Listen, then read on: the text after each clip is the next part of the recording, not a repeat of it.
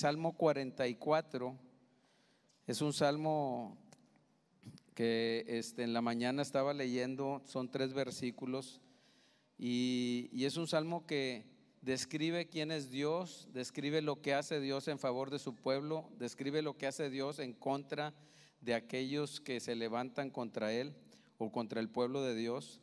Y dice: oh Dios, el versículo 1 del Salmo 44, oh Dios, con nuestros oídos hemos oído, nuestros padres nos han contado la obra que hiciste en sus días, en los tiempos antiguos. Y yo creo que todos nosotros de alguna manera hemos escuchado también esos tiempos antiguos a través de la palabra de Dios, hemos conocido lo que Dios ha hecho.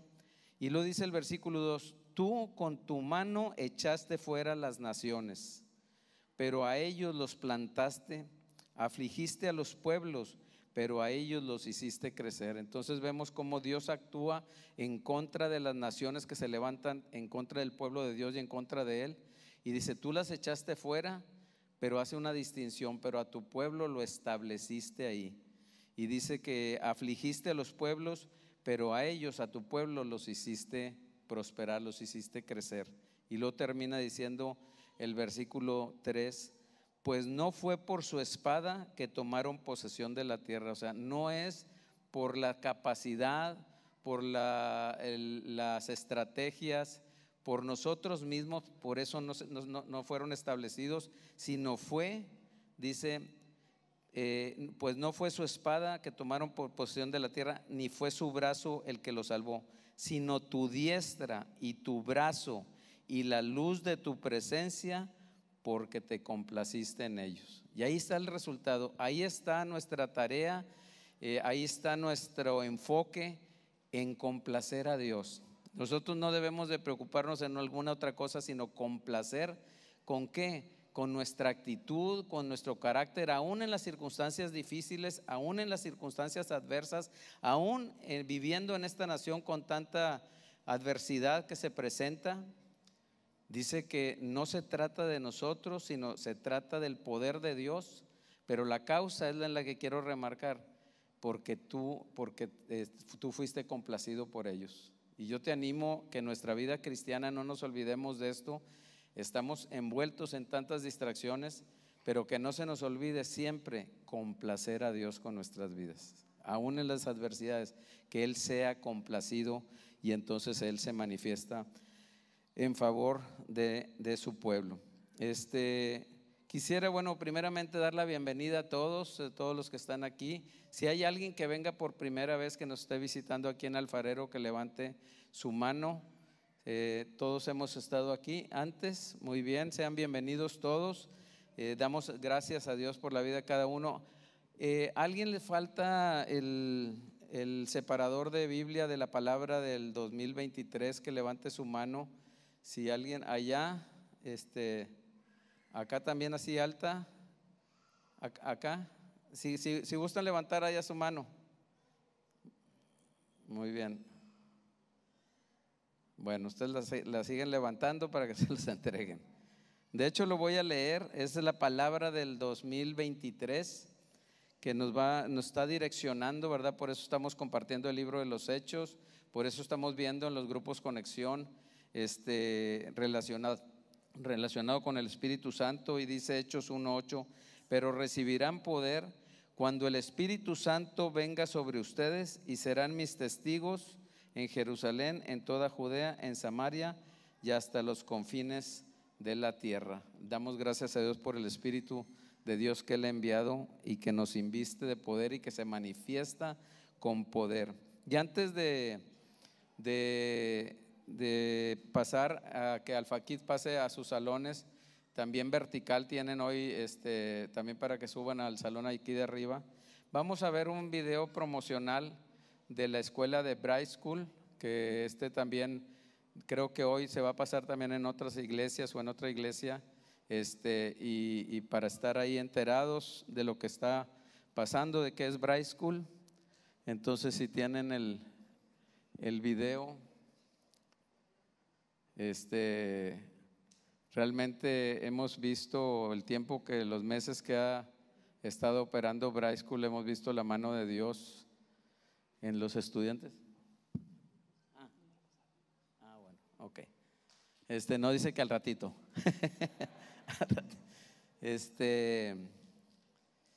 Y bueno, digo, voy a esperar así un ratito a ver si lo pasa, y si no, pues mandamos a los niños a su salón. Los grupos conexión, ¿quiénes están asistiendo a los grupos conexión? ¿Algún grupo de conexión? Los invitamos a todos que cada uno meditemos. Si no estoy yendo, si no estoy conectado con la iglesia entre semana, es bueno que nosotros lo hagamos, ¿verdad?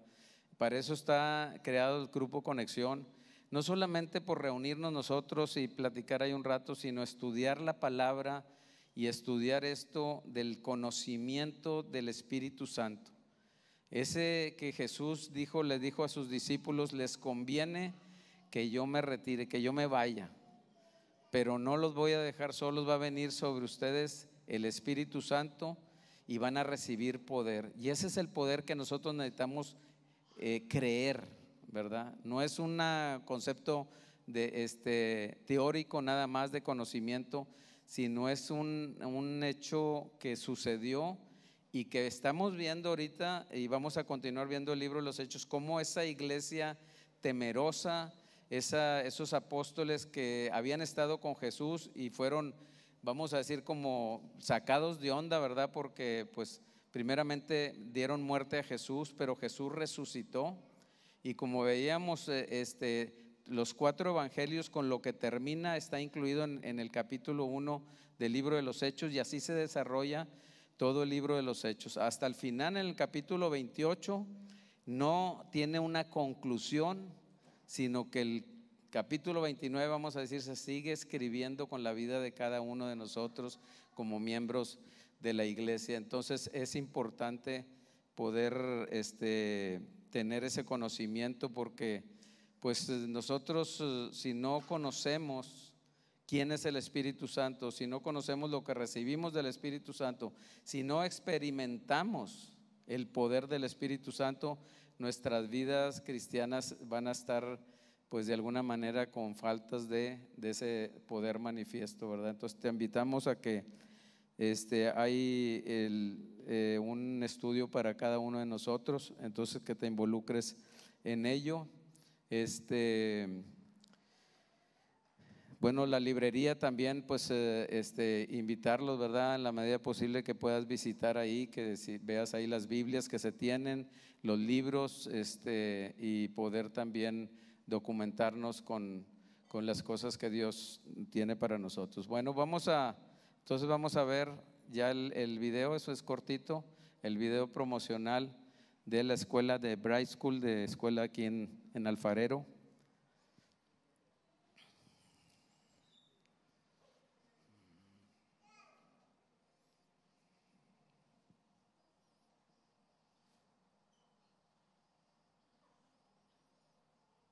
Acuérdense que la tecnología tiene su chiste, ¿verdad?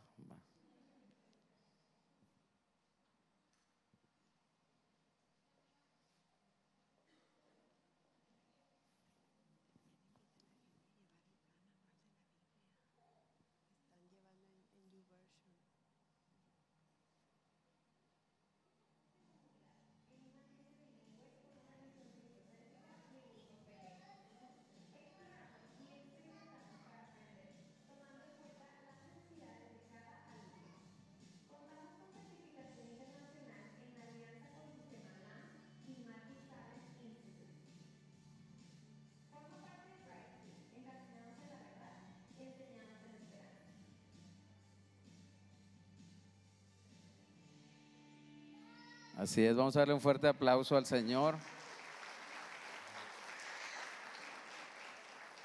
Gracias a Dios por este inicio de algo nuevo para la iglesia después de muchos años, que con mucha fe se inició, con dedicación, con esperanza también, encaminados, como dicen, la verdad. Y también recordarles lo de la Biblia en un año, ¿verdad? Si tú nunca has leído la Biblia en un año, se está llevando ahí en YouVersion el plan de lectura, y acuérdense que no solamente por cumplir o por leer, sino que la palabra tiene poder.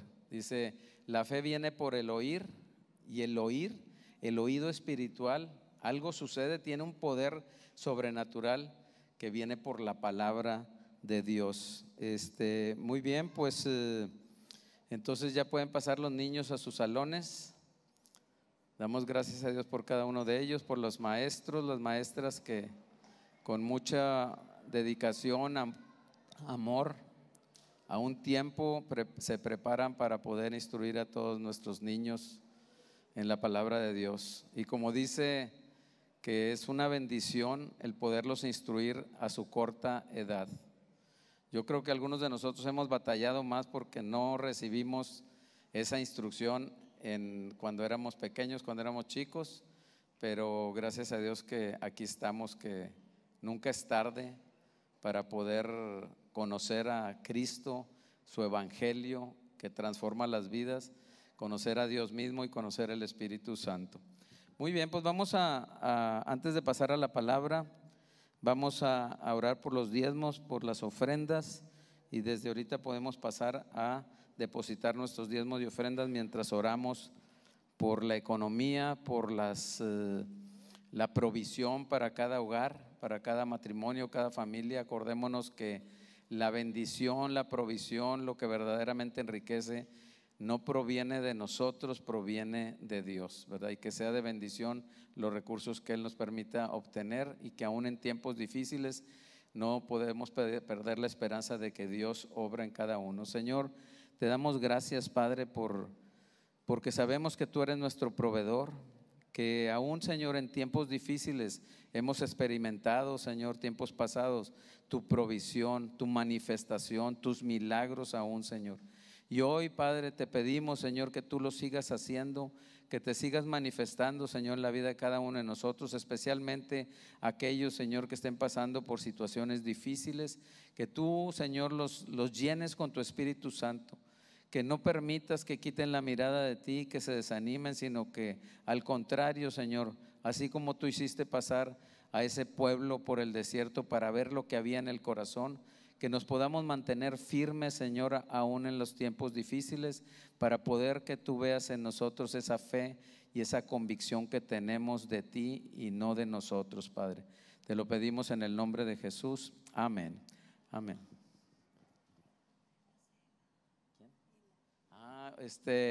Hoy cumpleaños Elita, Ela, la hija de Diana Israel. Vamos a darle un fuerte aplauso. Es una niña que ha sido de mucha bendición, ha sido un milagro de Dios el poderla tener aquí, el poder festejar juntos con ella su cumpleaños, y bueno, darle gracias por la vida de Israel. Al último, hay quequitos. Okay. Muy bien, al último ahí van a estar compartiendo ahí los quequitos. Pues pásale, Juan Pedro. Vamos a orar por la palabra de Dios, por el siervo de Dios que nos va a continuar con el libro de los Hechos. Señor, te damos gracias por la vida de Juan Pedro. Gracias, Señor, por haberlo levantado, Señor, haber manifestado en su vida, sigues edificando su vida también en la palabra de Dios, en tu palabra, Señor, y ayúdanos a poner atención, a inclinar nuestro oído a tan valioso recurso que transforma las vidas de nosotros. Síguenos enseñando, Señor, sobre esa persona tan maravillosa del Espíritu Santo. En el nombre de Jesús, amén.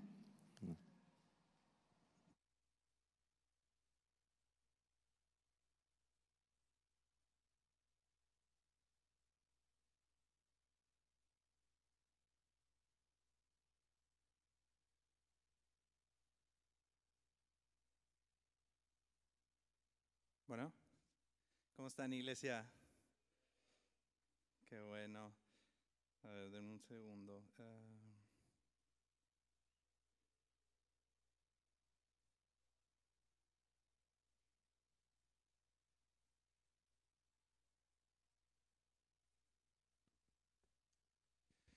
Bueno, pues me da mucho gusto estar aquí, y la serie que hemos estado viendo me gusta bastante.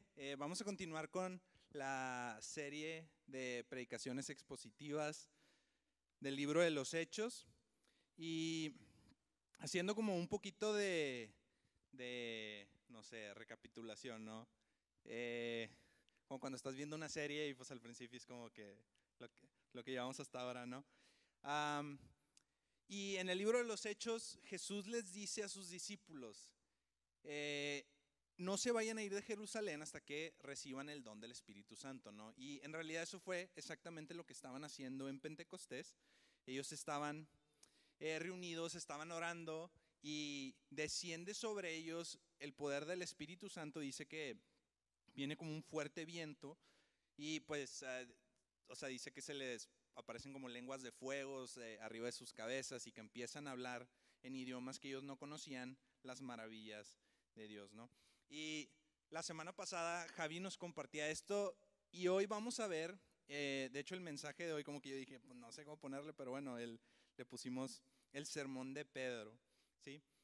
Pedro toma la palabra y empieza a explicar qué es lo que está sucediendo y en realidad eso es lo que vamos a ver el día de hoy. Voy a continuar leyendo en el versículo 14. Voy a leer fragmentos y luego me regreso y luego me voy más adelante y luego me vuelvo a regresar y así vamos a estar rebotando. Voy a leer el versículo 14, dice: entonces Pedro, poniéndose en pie con los 11 apóstoles, alzó la voz y les declaró: hombres de Judea y todos los que viven en Jerusalén, sea esto de su conocimiento y presten atención a mis palabras. Porque estos no están borrachos como ustedes suponen, pues apenas es la hora tercera, sino que esto es lo que fue dicho por medio del profeta Joel. Y no supe si lo pusieron, sí, ok. Ok, hay varias cosas a notar y la verdad yo había leído esto muchas veces, pero creo que es la primera vez que le presto atención a este detalle. Sí, Pedro es el que alzó la voz y tomó la palabra, pero dice que, por ejemplo, la Nueva Traducción Viviente dice: entonces Pedro dio un paso adelante junto con los otros 11 apóstoles. Entonces aquí podemos ver algo que es muy importante, ¿no? Aunque Pedro es el que está tomando la palabra, claramente vemos una unidad en el espíritu. Ahora, Pedro claramente tenía como un liderazgo destacado o sobresaliente, vamos a llamarlo así, en la iglesia. Y en realidad esto lo vemos, voy a leer Gálatas 2, versículo 9 para dar un ejemplo. Lo voy a leer en una traducción viviente, dice: de hecho Santiago, Pedro y Juan, quienes eran considerados pilares de la iglesia, reconocieron el Dios que Dios me había dado y nos aceptaron a Bernabé y a mí como sus colegas. Y aquí Pablo en su carta a los Gálatas, nos cuenta, nos dice varias cosas importantes. Número uno, que Santiago, Pedro y Juan eran considerados pilares o columnas de la iglesia, o sea, de la iglesia en general, piezas fundamentales o tenían un liderazgo muy importante. Y luego pues, nos hablan de cómo tenían como esa relación y que había unidad entre los apóstoles, ¿no? De hecho la Biblia menciona a Bernabé también como uno de los apóstoles. Ahora, este liderazgo de Pedro sobresaliente en realidad lo vemos inclusive desde antes de la crucifixión. Por mencionar algunos ejemplos rápidos, Pedro fue el único que se bajó de la barca y que caminó sobre el agua. Pedro, Jacobo y Juan fueron los únicos que Jesús llevó al monte de la transfiguración, en donde se apareció Moisés y Elías. Y después de que Jesús es crucificado, resucita, y hay una escena en donde se les aparece a sus discípulos en muchas ocasiones, pero hay una, voy a leer Juan 21, versículo 15. Dice esto, dice: cuando acabaron de desayunar, Jesús dijo a Simón Pedro: Simón, hijo de Juan, ¿me amas más que estos? Sí, Señor, tú sabes que te quiero, le contestó Pedro. Jesús le dijo: apacienta a mis corderos. En realidad aquí Jesús también le está dando cierta responsabilidad a Pedro sobre la iglesia en general, ¿no? Ahora, aunque sabemos que el liderazgo de Pedro, vamos a pensar en destaca o sobresale por sobre el liderazgo de los demás, esto no quiere decir que Pedro tenía así como, ¿cómo se dice? Como, o sea, una toma de decisiones absolutas o que no se equivocaba, etcétera. Esto lo vemos muy claro cuando Pablo reprende a Pedro por tomar actitudes incorrectas. Entonces, el pensar que Pedro tenía así como una autoridad infalible, pues no es cierto. Lo vemos dentro de la misma Biblia, en donde inclusive los apóstoles se sometían los unos a los otros, y podían ver faltas en los otros. Y yo creo que aquí es donde también nos damos cuenta que, pues en realidad, la unidad inclusive en los apóstoles no era perfecta. O sea, también había discusiones, también había diferentes opiniones sobre ciertos temas, vamos a pensar. Y el Espíritu Santo tenía que guiar y traer solución o resolución a este tipo de problemáticas. Ahora, aunque el liderazgo de Pedro es claramente respaldado por el Espíritu Santo, en este caso lo vemos también respaldado por sus compañeros. Y de hecho, en este discurso en específico, Pedro está hablando en representación de los 12. Ahora, ¿por qué digo esto? En el versículo 32, que, o sea, me estoy brincando, pero es como relevante para este punto, dice: a este Jesús resucitó Dios, de lo cual todos nosotros somos testigos. Y Pedro, o sea, está dando toda una explicación y luego dice: todos nosotros somos testigos de esto que les estoy diciendo. Ahora, esta clara unidad en el Espíritu es algo sobrenatural que se produjo como resultado del derramamiento del Espíritu Santo, ¿sí? En realidad, yo me pongo a pensar, y esto es algo sorprendente, ¿no? Un mes y medio antes, tú tenías a un grupo de discípulos desorganizados. De hecho, cuando vinieron a apresar a Jesús para crucificarlo, en realidad cada uno reaccionó de maneras diferentes, ¿no? Dice que Pedro lo siguió de lejos y después lo terminó negando. Juan se fue con María, con la mamá de Jesús. Otros discípulos simplemente desaparecieron y se escondieron. Voy a leer Mateo 26, versículo 56, que dice: pero todo esto ha sucedido para que se cumplan las escrituras de los profetas. Entonces todos los discípulos lo abandonaron y huyeron. Y estamos pensando en que esto fue más o menos un mes y medio antes de lo que estamos viendo ahorita, ¿sí? O sea, no es así como que no, es que pasaron varios años y fueron trabajando sobre su carácter. O sea, no, o sea, es un mes y medio después, ¿no? Y en realidad, lo único que puede, a lo que le podemos atribuir como cambio de conducta y de carácter, en realidad es al poder sobrenatural del Espíritu Santo. O sea, no hay otra explicación. Y obviamente a que pues literalmente vieron a Jesús resucitar, ¿no? O sea, este grupo, yo diría pues no sé, o sea, en realidad sí, un montón de perdedores. O sea, les mataron así como que a su maestro y luego vienen: oye, resucitó. No es cierto. O sea, porque esa fue su reacción, de que no, o sea, no lo puedo creer. Y luego vienen más, o sea, viene otro y dice: no, sí, yo también lo vi, sí resucitó. Y Tomás: no, o sea, si no me le meto el dedo en la mano, no, o sea, no lo voy a creer, porque en realidad era algo, o sea, ellos ya se hacían derrotados, ¿no? Era como que ya perdimos, se acabó. O sea, entonces de repente, no, espérate, o sea, sí resucitó, y es como que no puede ser. Y este grupo de personas de pronto se transforma en algo completamente distinto, ¿no? Y la respuesta es: se derramó sobre ellos el poder del Espíritu Santo. Voy a continuar leyendo el versículo 15. Bueno, me estoy regresando, ya lo leí. Dice: porque estos no están borrachos como ustedes suponen, pues apenas es la hora tercera.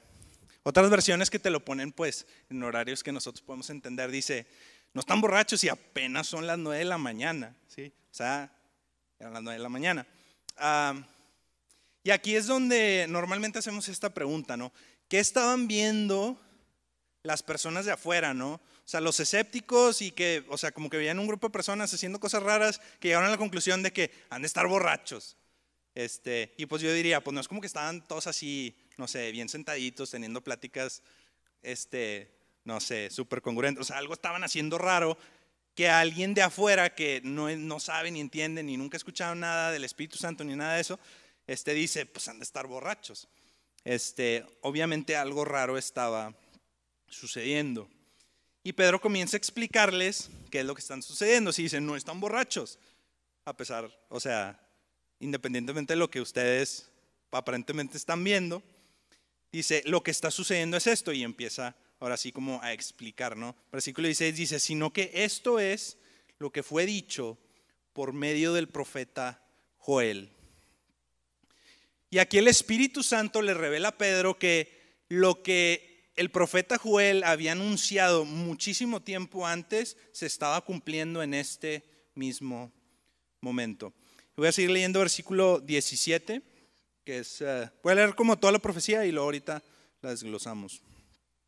Versículo 17 dice, y sucederá en los últimos días, dice Dios, que derramaré de mi espíritu sobre toda carne, y sus hijos y sus hijas profetizarán, sus jóvenes verán visiones y sus ancianos soñarán sueños. Y aún sobre mis siervos y mis siervas derramaré de mi espíritu en esos días, y profetizarán. Y mostraré prodigios arriba en el cielo y señales abajo en la tierra, sangre, fuego y columna de humo. El sol se convertirá en tinieblas y la luna en sangre, antes de que venga el día grande y glorioso del Señor, y sucederá que todo aquel que invoque el nombre del Señor será salvo. Versículo 17 empieza diciendo, y sucederá en los últimos días. Ahora, esta referencia de los últimos días, digo, en realidad estamos viviendo en los últimos días, ¿no? Y tenemos 2000 años viviendo en los últimos días. Y los últimos días es una referencia a, vamos a llamarlo la dispensación de la gracia, ¿sí? Entre la crucifixión de Jesús, o bueno, más bien el derramamiento del Espíritu Santo y la segunda venida de Cristo. Ahora, lo más probable es que la iglesia primitiva creía que Jesús iba a volver pronto, o sea, pero pronto en su misma generación, ¿no? De hecho, cuando Jesús asciende, como les había dicho que iba a regresar, la Biblia dice que muchos se quedaron así como viendo hacia el cielo, pero como esperando así como que, pues, o sea, se fue, pero ahí viene. O sea, entonces como que se quedaron ahí esperando, ¿no? De que, oye, pues ahorita regresa, ¿no? Entonces dice que se les aparece un ángel y les dice, hey, váyanse, o sea, ya se fue, o sea, como no va a regresar ahorita, o sea, como que sigan haciendo sus cosas. Y ya fue como que, ok, bueno, al rato viene. Entonces, o sea, no ahorita. Y yo me imagino a Jesús, yo creo que todos los mexicanos entendemos ese concepto. Ahorita vengo, y es como que, pues ya valió, o sea, puede regresar, o sea, a lo mejor regresa en unos 30 segundos, o a lo mejor como en unos 2000 años o más. Entonces, más si vemos en el Nuevo Testamento y en realidad en la historia en general de la iglesia, en un inicio la iglesia de verdad creía como que, o sea, Jesús viene mañana, o sea, es como, o sea, es algo que ellos veían así muy, muy inminente. Y Pedro aborda este tema en segunda de Pedro, capítulo 3, versículo 9, dice, el Señor no se tarda en cumplir su promesa, según algunos entienden la tardanza, sino que es paciente para con ustedes, no queriendo que nadie perezca, sino que todos vengan al arrepentimiento. Entonces, inclusive, o sea, dentro de la misma generación de los apóstoles, mucha gente fue como que ya se tardó, o sea, a lo mejor no va a regresar. Y en realidad es un tema que se aborda en la misma Biblia.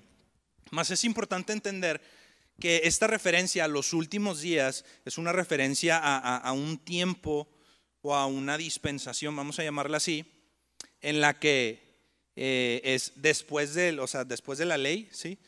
Pero antes de la segunda venida de Cristo. Y luego sigue diciendo, dice Dios, que derramaré de mi espíritu sobre toda carne.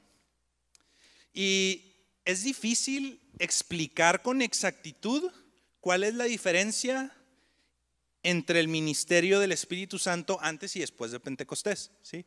Porque muchos a veces como que lo toman así como, no, es que en Espíritu Santo llegó en Pentecostés, así como que antes no estaba, no, pues sí estaba. Y Jesús como les intenta explicar a sus discípulos esta distinción. Voy a leer Juan 14, versículo 16 y 17. Voy a leer, dice, entonces yo rogaré al Padre y Él les dará otro consolador para que esté con ustedes para siempre. es decir, el Espíritu de verdad, a quien el mundo no puede recibir porque ni lo ve ni lo conoce, pero ustedes sí lo conocen porque mora con ustedes y estará en ustedes. Voy a leer el versículo 17 en Nueva Traducción Viviente. Dice: me refiero al Espíritu Santo, quien guía toda la verdad. El mundo no puede recibirlo porque no lo busca ni lo reconoce, pero ustedes sí lo conocen porque ahora Él vive con ustedes y después estará en ustedes.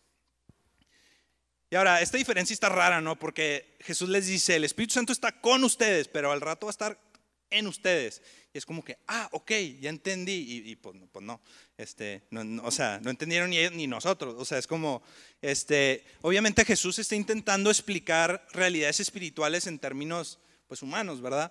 Que literalmente el Espíritu Santo ahora está en nosotros, pues sí, es una referencia que se hace constantemente. Más, o sea, es como antes entonces no había una transformación interna, yo diría, no necesariamente, porque sí lo puedes ver inclusive en el Antiguo Testamento, aunque a lo mejor era más, como esporádica o selecta solamente en ciertas personas. Y como que explicar detalladamente qué es lo que sí hacía antes, y, o sea, sí hacía antes que ya no hace, o que sí hace ahorita que no hacía antes, es un poco complejo. Una distinción que sí es como clara o definitiva es esta, y pues es la que viene ahí mismo. Dice: y sus hijos y sus hijas profetizarán, sus jóvenes verán visiones y sus ancianos soñarán sueños, y aún sobre mis siervos y sobre mis siervas derramaré de mi espíritu en esos días y profetizarán. ¿Sí? Una de las diferencias principales entre el ministerio del Espíritu Santo antes y después de Pentecostés es que antes el Espíritu Santo estaba o obraba principalmente sobre solamente un grupo escogido y pequeño de personas dentro del pueblo, ¿no? Pero aquí lo que Pedro está diciendo y lo que el profeta profetizó es, bueno, va a llegar un momento en donde todos van a tener el poder del Espíritu Santo. Todos tienen acceso a esto, ¿sí? Mis hijos y mis hijas, todos los que creen van a tener el acceso, la guianza y el poder del Espíritu Santo. Y esa es como la diferencia básica, ¿no? Antes tenías a todo el pueblo de Israel, de los cuales Dios escogía a un profeta, escogía solamente a pocas personas con las cuales Dios les hablaba directamente al pueblo. En este caso, Dios nos habla directamente por medio de su Espíritu Santo. Voy a seguir leyendo el versículo 19, dice: y mostraré prodigios arriba en el cielo y señales abajo en la tierra, sangre, fuego y columna de humo. El sol se convertirá en tinieblas y la luna en sangre, antes que venga el día grande y glorioso del Señor. ¿A qué evento se refiere exactamente esta profecía? Puede ser difícil como de poner el dedo exacto, pero muy probablemente hay dos opciones principales. Una es a la segunda venida, y por la similitud que hay con Apocalipsis. Voy a leer Apocalipsis 6, versículo 12, dice, voy a leer en Nueva Versión Internacional. Dice: vi que el Cordero rompió el sexto sello y se produjo un gran terremoto. El sol se oscureció como si se hubiera vestido de luto, la luna entera se tornó roja como la sangre y las estrellas del firmamento cayeron sobre la tierra como caen los higos verdes de la higuera sacudida por el vendaval. Por la similitud de las profecías, probablemente están hablando sobre el mismo evento, probablemente. Porque si vemos las similitudes, dice en Joel, el sol se convertirá en tinieblas, y pues dice lo mismo, dice el sol se oscureció como si se vistiera de luto, y luego dice, y la luna en sangre, y en Apocalipsis dice, la luna entera se tornó roja como la sangre, o sea, pues lo mismo.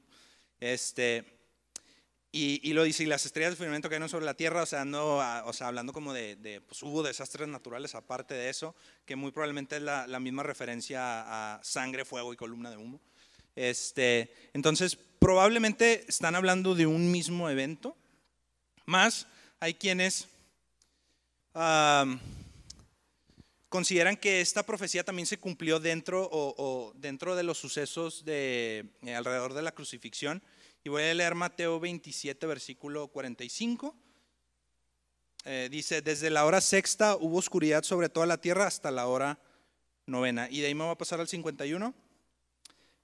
Dice, en ese momento el velo del templo se rasgó en dos de arriba abajo y la tierra tembló, las rocas se partieron y los sepulcros se abrieron y los cuerpos de muchos santos que habían dormido resucitaron. Y saliendo de los sepulcros después de la resurrección de Jesús, entraron en la santa ciudad y se aparecieron a muchos.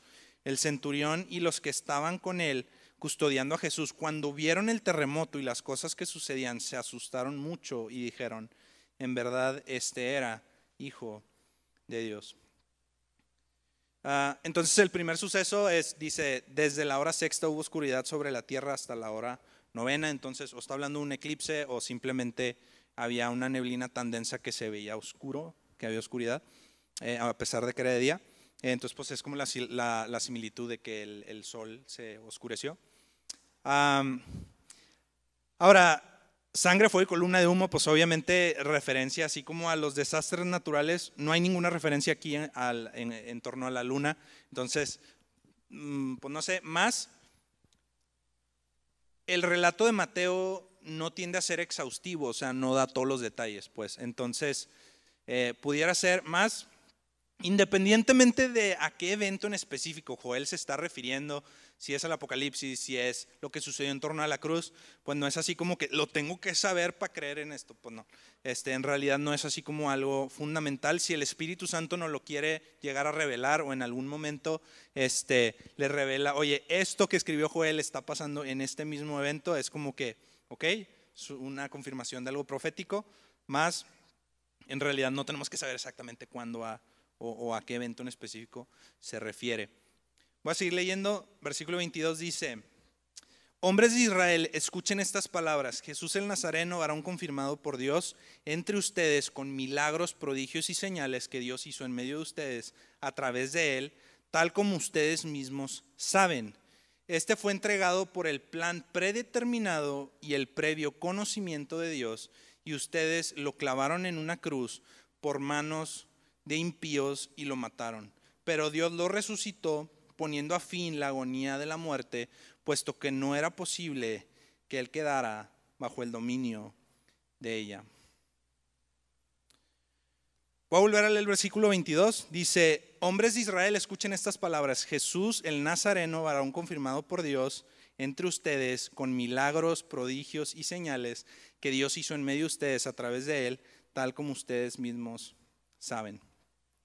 Y así como el ministerio apostólico fue confirmado con señales, prodigios y milagros, esto viene, voy a leer 2 Corintios capítulo 12, versículo 12.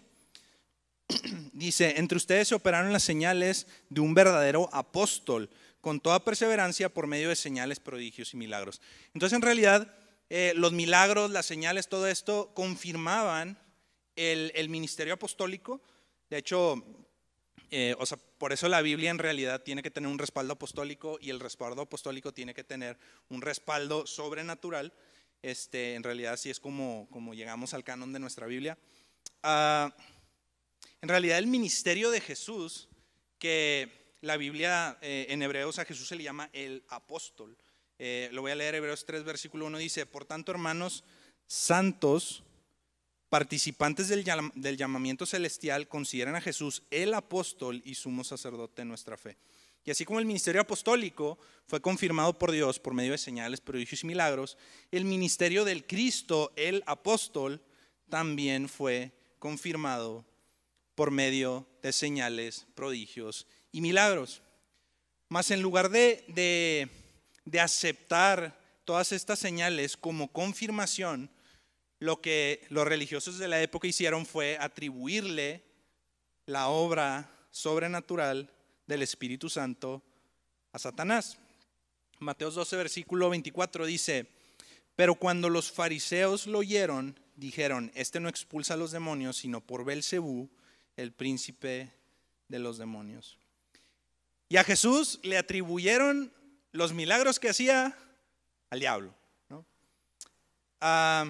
Y ahora, es importante como saber o entender que las señales, los prodigios y los milagros no son garantía de que Dios está respaldando ese ministerio, ¿sí? Y siempre lo mencionamos porque en realidad se habla que del otro lado, de la bestia y el anticristo, también van a ser así como milagros y señales poderosas.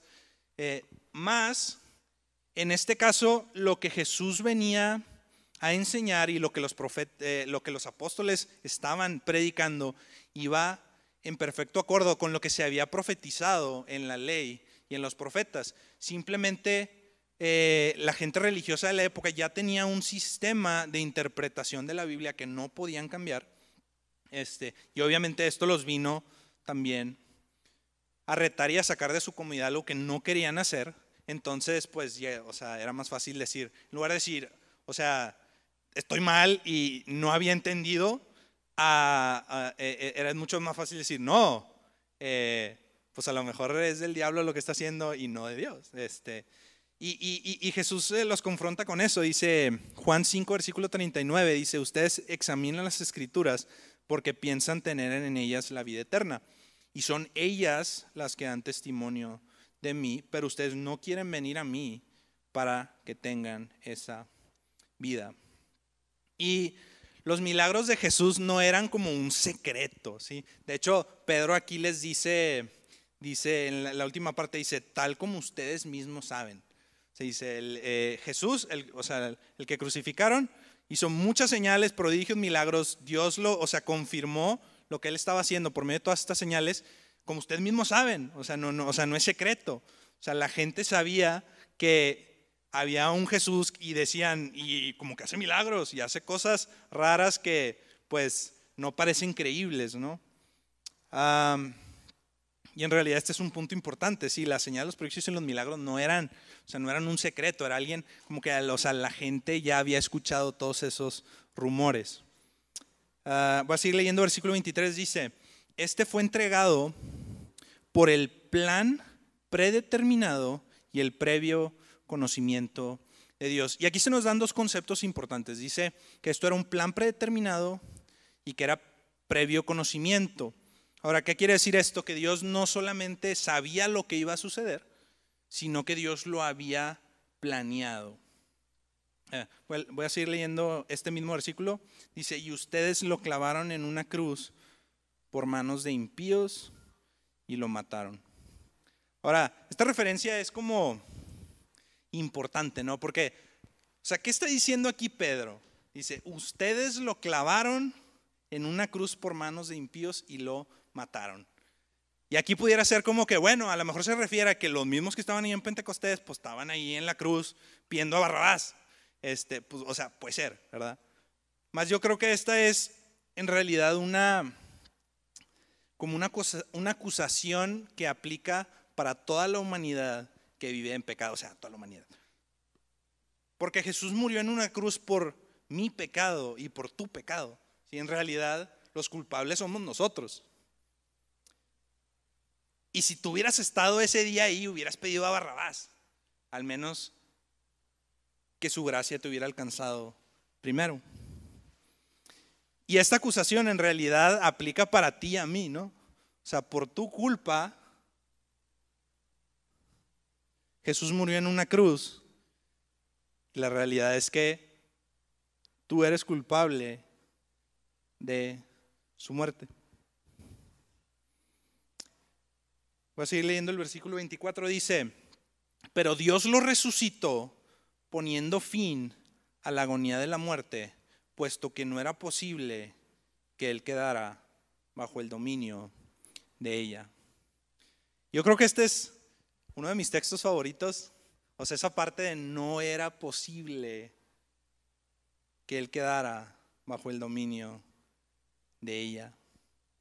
Y sabes, hay muchos textos que hablan como de que, Jesús venció a la cruz, ¿no? Pero en algunos pudiéramos inferir de que, bueno, entonces como Jesús venció a la cruz, entonces por eso se le dio un lugar de honor. Y en realidad este texto es una clara alusión a la deidad de Jesús. Porque cuando dice no era posible que él quedara bajo el dominio de la muerte, esto nos habla de que No había otro escenario. Jesús no podía no vencer a la muerte, ¿sí? O sea, era algo que el resultado ya estaba establecido, ¿sí?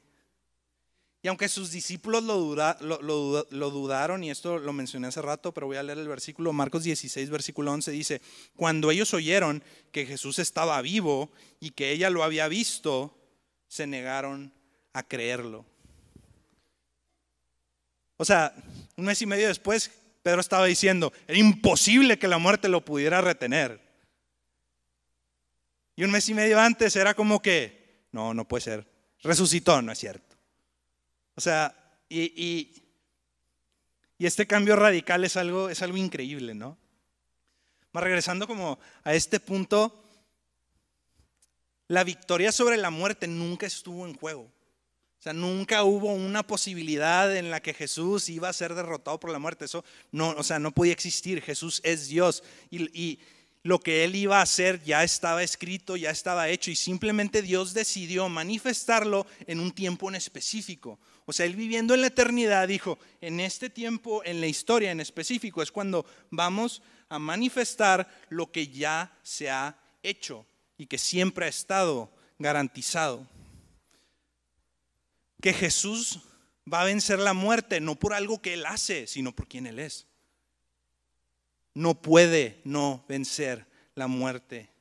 Y en la Reina Valera lo dice de esa manera, dice, era imposible que la muerte lo pudiera retener. Y en realidad eso es lo que Pedro les está intentando decir. Jesús, a quien ustedes crucificaron, es Dios y era imposible que permaneciera muerto. Voy a seguir leyendo versículo 25, dice, porque David dice de él, veía siempre al Señor en mi presencia, pues está a mi diestra, pues está a mi diestra para que yo no sea sacudido, por lo cual mi corazón se alegró y mi lengua se regocijó, y aún hasta mi carne descansará en esperanza. Pues tú no abandonarás mi alma en el Hades, ni permitirás que tu santo vea corrupción. Me has hecho conocer los caminos de la vida, me llenarás de gozo con tu presencia. Y como en lugar de explicarles así como que esta profecía, porque Pedro lo hace así, pues nada más voy a leer la explicación de Pedro. En realidad esta profecía, el Espíritu Santo se la revela a Pedro y él pues no la explica, ¿sí? Y no la revela hoy en día obviamente a través de Pedro. Versículo 29 dice, hermanos, del patriarca David les puedo decir con franqueza que murió y fue sepultado, y su sepulcro está entre nosotros hasta el día de hoy. Pero siendo profeta y sabiendo que Dios le había jurado sentar a uno de sus descendientes en su trono, miró hacia el futuro y habló de la resurrección de Cristo, que ni fue abandonado en el Hades, ni su carne sufrió corrupción. Y lo primero que Pedro nos dice acerca de esta profecía es que esta profecía no se cumplió en David. Y luego explica el por qué. Dice, porque David murió y fue sepultado y su sepulcro está entre nosotros hasta el día de hoy. Y a diferencia de David, ¿sí? Y muchas otras personas muchas personas es como que sí, aquí tenemos los restos del profeta o del santo o del Dios tal, ¿no? Nosotros no podemos decir eso, ¿sí? No tenemos los restos de Jesús, a pesar de que fueron buscados arduamente por judíos y romanos, como para destapar así la farsa, ¿no? Nunca sucedió. Y en realidad no tenemos los restos hoy en día porque Jesús resucitó y está a la diestra del Padre intercediendo por nosotros. Y Pedro hace esta comparación, dice, esta profecía no se cumplió en David porque David murió, lo sepultamos. Es más, al día de hoy todavía tenemos sus restos. Pero a diferencia de Jesús, que Jesús no tenemos sus restos porque Él resucitó. Voy a seguir leyendo versículo 30, dice, pero siendo profeta y sabiendo que Dios le había jurado sentar a uno de sus descendientes en su trono. En realidad hay como varios textos en donde se hace referencia a esto, pero el principal es 2 de Samuel, capítulo 7, versículo 16, dice: tu casa y tu reino permanecerán para siempre delante de mí, tu trono será establecido para siempre. Y Dios le hizo una promesa a David y le dijo: tu linaje va a ser eterno. Tu linaje nunca va a perecer, siempre va a haber un descendiente tuyo en el trono. Y en realidad, independientemente de si David entendió esto literalmente o no, o si él dijo, no, pues como mi descendencia va a seguir y pues no sé, como el reino de Israel que él conoció iba como a permanecer siempre.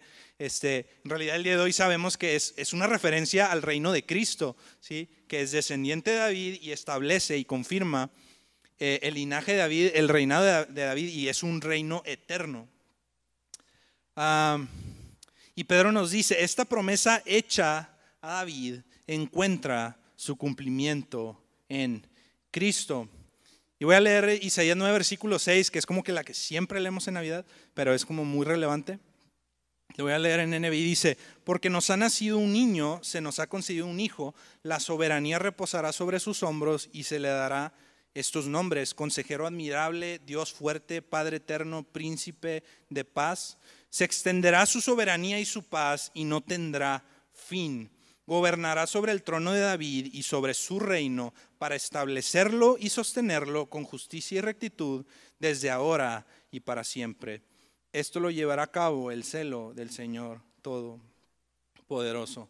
En realidad, estas dos profecías, que en realidad Isaías está expandiendo sobre lo que ya se le había prometido a David, lo que Dios le prometió a David va a encontrar su cumplimiento. Lo que Isaías está diciendo es: va a encontrar su cumplimiento en el Mesías, ¿sí?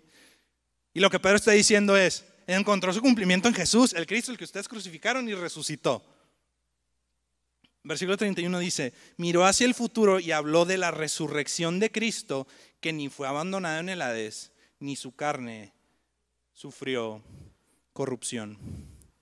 Y Pedro entendió, y el Espíritu Santo le reveló estas referencias y dijo: aquí David está hablando del Cristo. Y esto que ustedes conocen y que creen que se va a cumplir, bueno, ya se cumplió. Versículo 32 dice: y a este Jesús resucitó Dios, de lo cual todos nosotros somos testigos. Y después de como tomar estas profecías, desglosarlas y decirles: se cumplen en Cristo, que Dios lo resucitó, bueno, nosotros lo vimos. Y en realidad ya lo que Jesús les dice a sus discípulos de que y me serán testigos en Jerusalén, Judea, en realidad hasta cierto punto sí era algo literal para ellos, porque es testigos oculares. O sea, literalmente lo vieron, ¿sí? Y esto se lo tomaron pues muy en serio, ¿no? Porque en realidad, o sea, cuando ellos dicen nosotros somos testigos, y es como un tema que se repite mucho. Pablo también habla de eso, ¿no? A mí se me apareció Jesús como a uno fuera de tiempo, y dice: Jesús se le apareció como a 500 personas más. O sea, tenemos muchos testigos oculares. O sea, puedes ir a preguntarles y te van a decir: sí, yo lo vi. Y en realidad en la segunda carta de Pedro, esta es como una referencia, es una de las referencias a como a ser testigos oculares que más me gustan. Pedro, cuando era anciano, escribe estas cartas. Voy a leer 2 de Pedro, capítulo 1, versículo 16, dice: porque cuando les dimos a conocer el poder y la venida de nuestro Señor Jesucristo, no seguimos fábulas ingeniosamente inventadas, sino que fuimos testigos oculares de su majestad. Pues cuando él recibió honor y gloria de Dios Padre, la majestuosa gloria le hizo esta declaración: este es mi Hijo amado, en quien me he complacido. Nosotros mismos escuchamos esta declaración desde el cielo cuando estábamos con él en el monte santo.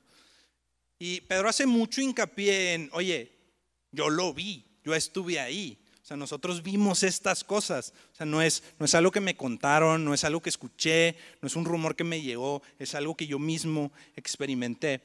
Y los 12 apóstoles en realidad eran testigos de esto. Y no nada más ellos, en realidad dice la Biblia, es más, Hechos empieza de que Lucas empieza diciendo, y se les apareció a todos con muchas pruebas indubitables, porque parte de lo que Jesús quería que quedara bien establecido era que que había habido personas que lo habían visto. Y hay como algo que hace que el testimonio de una persona o que lo que una persona cree sea muy convincente, no necesariamente que sí es real, pero que por lo menos que esa persona de verdad lo cree, y es cuando tienes que hacer algo que te cuesta mucho para demostrar o para seguir manteniendo eso que tú crees, de las cuales en realidad como no sé, el pináculo de como todas las acciones que pudieras hacer es el martirio. Y algo por lo que el cristianismo explotó, obviamente el poder del Espíritu Santo, pero cuando alguien ve que una persona está dispuesta a hacer algo que le va a tener un costo demasiado alto para mantener en congruencia lo que él cree, es algo que a la gente, de hecho hay un artículo que investiga esto, que es lo que convence a las personas de creer, no sé, en alguna religión o algo, y esta es el número 1. Cuando ven que a otra persona hace algo que le cuesta y que demuestra que de verdad cree lo que está viviendo, lo que dice. Y en realidad ese ejemplo lo vemos muy, muy claro en los apóstoles. A veces exageramos como en los mataron a todos, que en realidad sí, o sea, por lo menos a los 12 apóstoles, menos a Juan, más evidencia histórica como verificable solamente tenemos de 4, los demás es así como, ¿cómo se dice? Como tradición cristiana, más en realidad es lo que sucedió. O sea, ellos los presionaron bajo amenazas de muerte y bajo en sí tortura y muerte. Vemos en el libro de los Hechos más adelante que a Santiago lo decapitan y que a Pedro lo tienen preso en una cárcel y en realidad iban a hacer exactamente lo mismo. Pero la iglesia está orando y Pedro dice que se aparece un ángel y que lo saca de la cárcel. Pero esto es lo que esta es su realidad, es lo que ellos estaban viviendo. Y a pesar de todo esto, el peso del testimonio de ellos era tan grande, porque a pesar de todas estas presiones, ellos seguían diciendo, no, sí, Jesús resucitó y yo lo vi. Y es como que, pues, ¿qué haces? O sea, de hecho, históricamente, si algo se puede confirmar es esto, que Jesús murió en una cruz y que sus discípulos están convencidos de que ellos lo habían visto.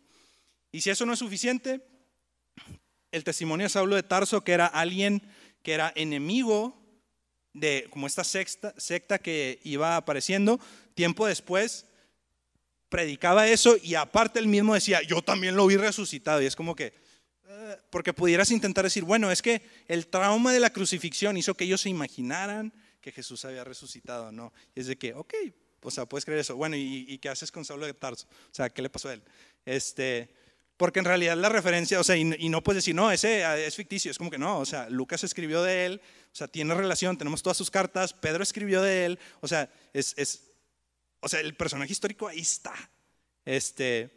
Y en realidad, todo esto solamente te puede llevar o sea, ya tú decides, oye, en base a esta evidencia, yo decido creerle a los discípulos. Si ellos dicen que ellos vieron a Jesús resucitado, yo creo que ellos vieron a Jesús resucitado. Y alguien más puede decir, no, es que las personas no resucitan.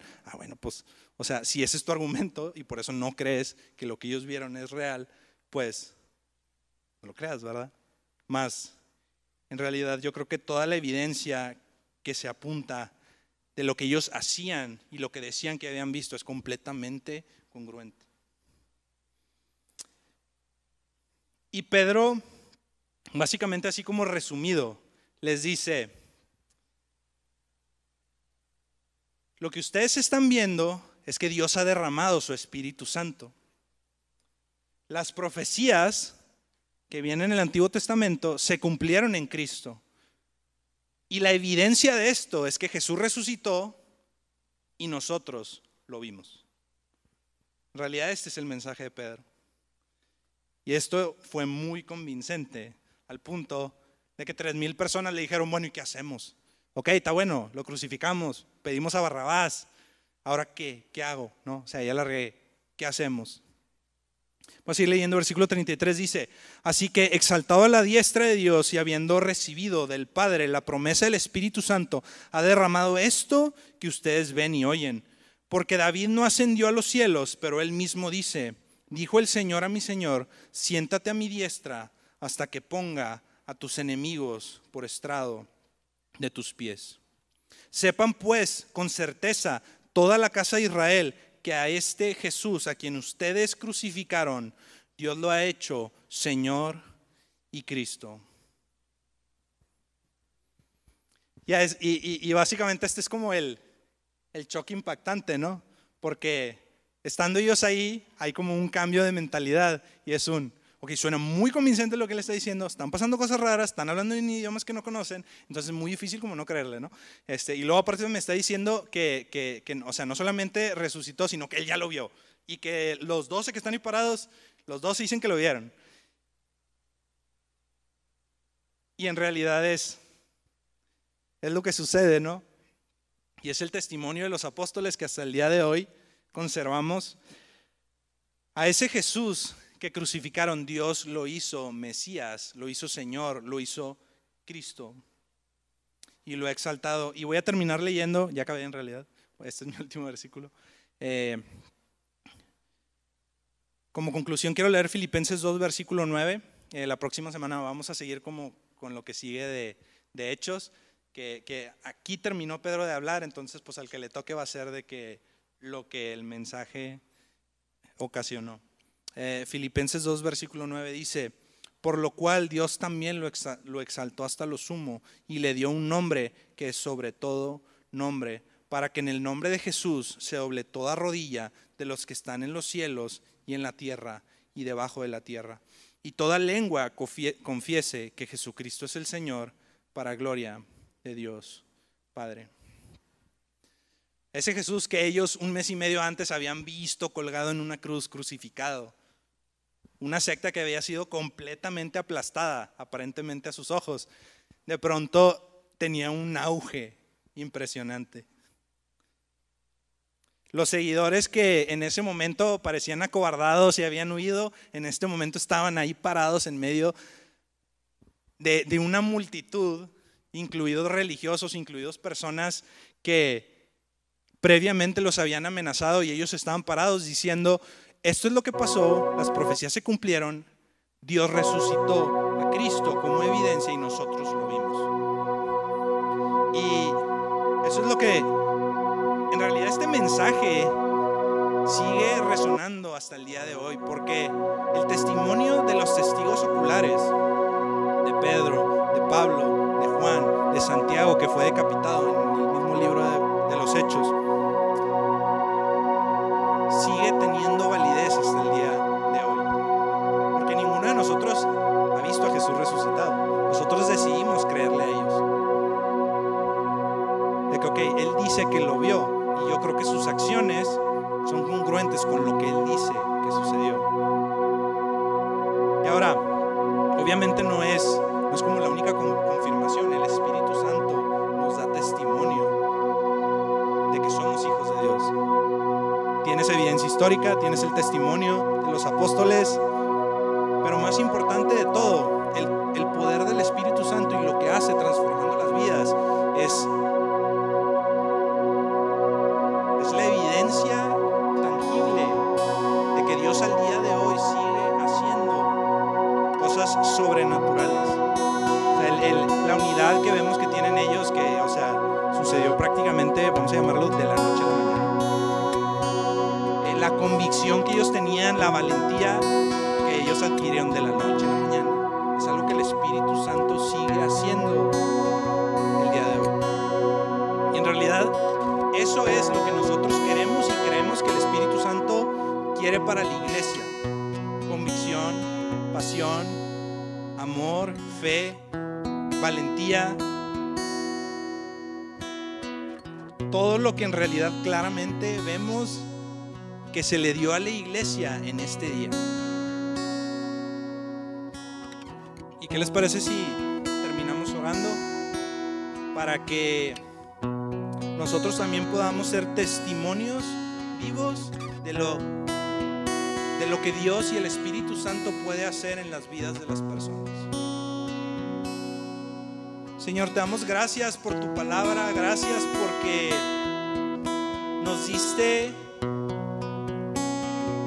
pruebas, Señor, y evidencia de que tú resucitaste y de que tú transformas las vidas de las personas. Y si lo hiciste con ellos, lo puedes hacer también con nosotros. Te pido, Espíritu Santo, que cuando las personas nos vean, que ellos puedan ver algo tangible de tu obra sobrenatural. Que nuestras relaciones, Señor, con la esposa, con la familia, con los amigos, puedan ser evidencia de que tú sigues transformando las vidas y que tú das amor, poder, perdón sobrenatural. Te lo pedimos, Padre, en el nombre de Jesús. Ven, Espíritu Santo, llénanos, transfórmanos, haznos cada día más como Jesús. Que pueda tu luz brillar, que las personas puedan ver nuestras acciones y glorificar al Dios del cielo. Te lo pedimos en el nombre de Jesús. Amén. Amén.